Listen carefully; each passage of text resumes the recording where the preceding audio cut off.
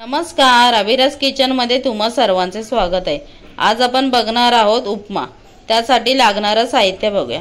2 मी कांदे बारीक कापून घेतलेले आहेत। मीडियम आकाराचे 2 टोमॅटो मी बारीक कापून घेतलेले आहेत। 3-4 मिरच्या, थोडीशी कोथिंबीर, थोडीशी उडदाची डाळ, कढीपत्ता, राई, चवीनुसार मीठ आणि रवा मी थोडासा गुलाबी रंगावर भाजून घेतलेला आहे। चला आपण फोडणी देऊन घेऊया।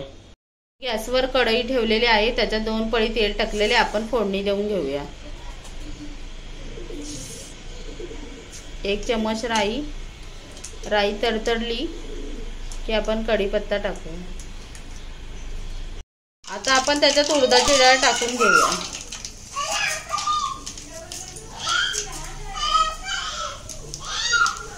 उडदाची डाळ थोडी लाल रंगावर परतून झाली आपली, त्याच्यामध्ये आपण कांदा, कढीपत्ता आपण फ्राय करून घेऊया। मग त्याच्यामध्ये टोमॅटो टाकूया।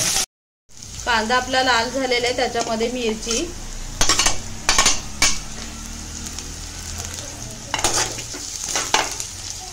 आणि टोमॅटो टाकूया। तो चांगला परतून घेऊया।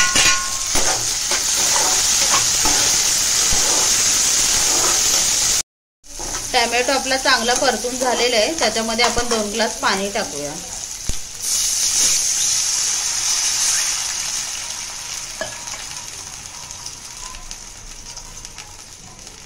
पाण्याला उकळी आली की आपण त्याच्यामध्ये रवा टाकून घेऊया। आणि आपले उकळले, त्याच्यामध्ये आपण चवीनुसार मीठ टाकून घेऊया।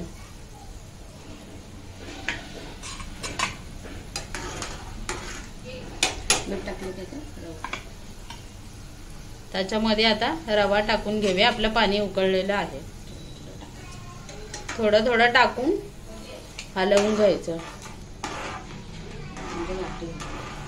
म्हणजे त्याच्यामध्ये गाठी होत नाही। रव्याच्या लगेच गाठी होतात।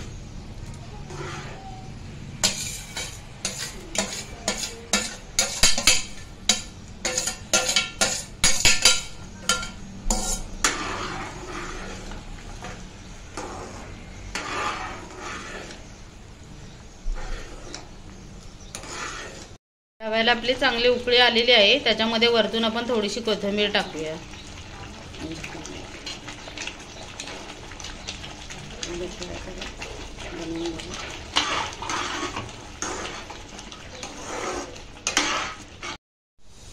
रव्यातलं आपलं थोडंसं पाणी आटलेलं आहे, आपण त्याच्यामध्ये कोथिंबीर पण टाकलेली आहे। आता 2 मिनिटांसाठी आपण झाकून ठेवूया। आपले 2 मिनिटं झालेले, आपण झाकण काढून बघूया। अशा प्रकारे आपला उपमा तयार झालेला आहे। अशा पद्धतीने आपला उपमा तयार झालेला आहे। असेच नवनवीन व्हिडिओ पाहण्यासाठी अभिरस किचनला सबस्क्राइब करा, लाईक करा, शेअर करा आणि बेल आयकॉन क्लिक करा। तुम्ही माझ्या पद्धतीने करून बघा, झटपट होतो आणि चवीलाही छान लागतो।